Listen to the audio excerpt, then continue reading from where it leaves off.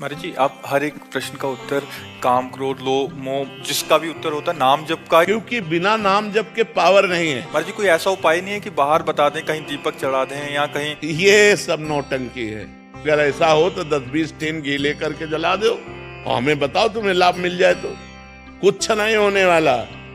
बिना अंदर के तुमने पाप किया है, अंदर के चिंतन से। ध्यान दीजिए, अंदर आपने कामना की और शरीर से आपके पाप हुआ। अब अंदर कैसे ठीक होगा? अंदर नाम जब ठीक करेगा। सांप बैठा है बिल के अंदर, ऊपर सैकड़ों लाठी जमा दो, उसको कोई फर्क पड़ेगा क्या? बिल के अंदर घुस के मारा जाए तब वो मरेगा। तो इस शरीर रूपी बिल के अंदर बैठा हुआ पाप है, उस पाप को मारने के लिए नाम जपना अत्यंत आवश्यक है। गंगा पाप नष्ट कर सकते, लेकिन पाप की प्रवृत्ति भजन नष्ट करेगा। पाप किया, गंगा नहाया, फिर पाप किया, तो मतलब क्या रहा गंगा नहाने से? पाप की प्रवृत्ति का नाश होगा तो नाम जप से होगा, भजन से होगा। अगर भजन नहीं करोगे तो हर प्रश्न का उत्तर नाम जप है। अगर नाम जप नहीं करोगे तो समाधान हो ही नहीं सकता। ये आप करके देख लो, जंतुर बंधवा के देख लो, हवन करवा के देख लो, कलावा बंधवा के देख लो, कुछ नहीं होने वाला। राम राम राम, राधा राधा राधा, सब बात। महाराज जी, वो अच्छा लगता है कि दूसरे जैसे पंडित जी कर लें, ठीक रहेगा, बट हमें कुछ ना करना पड़े। तुम करो पाप और पंडित जी करे जब, तो तुम्हारा कल्याण हो जाएगा। ऐसे हो जाएगा? नहीं, ऐसा कदापि नहीं हो सकता, कदापि नहीं हो सकता। तो महाराज जी, बाहरी इससे मतलब उतना इफेक्ट नहीं पड़ेगा? बिल्कुल असर नहीं पड़ेगा। हम कह रहे हैं, देखो खास बात समझिए। स्वप्न में एक आदमी समुद्र में डूब रहा है। अब वो कह रहा बचाओ, आवाज बाहर जोर से निकली, मैं समुद्र में डूब रहा हूं, बचाओ। अब हम लोग सैकड़ों तैराक उसके सामने एकत्रित कर दें, नौकाएं एकत्रित कर दें, क्या वो बच सकता है? एक उपाय केवल है, जगा दो उसे। समझ रहे हो ना?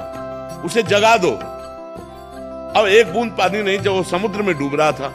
ऐसे ही ये जगत माया प्रपंच है। जब तक ज्ञान नहीं होगा, जब तक भजन नहीं होगा, जैसे उसका एक ही उपाय केवल जगा देना है। आप सैकड़ों तैराक एकत्रित कर लो, बचा नहीं सकते उसको। नौका, जल जहाज नहीं बचा सकते। क्यों? वो स्वप्न में डूब रहा है। उसको जगा दो, बस उसका स्वप्न टूट जाए, वो जग गया, अब वो बच जाएगा। जो सपने सिर काटे कोई, बिन जागे दुख दूर न होई। ऐसे ही जब तक आपको ज्ञान नहीं होगा, तब तक आप रोते रहोगे इस जगत के मोह में, राग में, काम में, क्रोध में, लोभ में।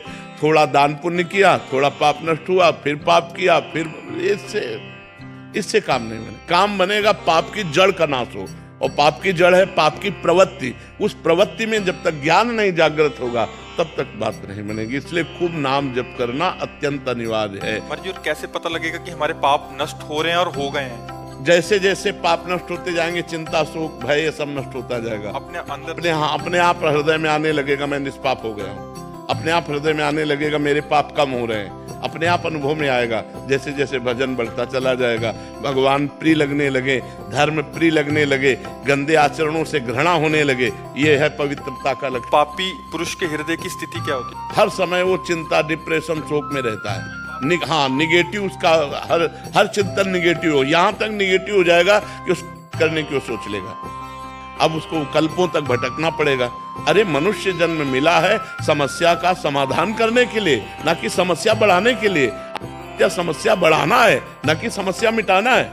लोग समझते नहीं है, सोचते हैं आप कर लेंगे तो हम समस्याओं का निदान कर लिया, और घोर समस्या में फंस गए। समस्या का निदान करने का उपाय मनुष्य शरीर था, उसको खो दिया। अब तो सवाल नहीं उठता। 83,99,999 योनियों में एक भी योनि ऐसी नहीं है जिसमें आप भजन करके भगवान को प्राप्त कर लें। 84 लाख योनि की पूर्ति मनुष्य शरीर से होती है। इसी मनुष्य शरीर से भजन करके हम अपना कल्याण कर सकते हैं। समस्त समस्याओं का निदान भजन है। अगर भजन नहीं तो कुछ नहीं।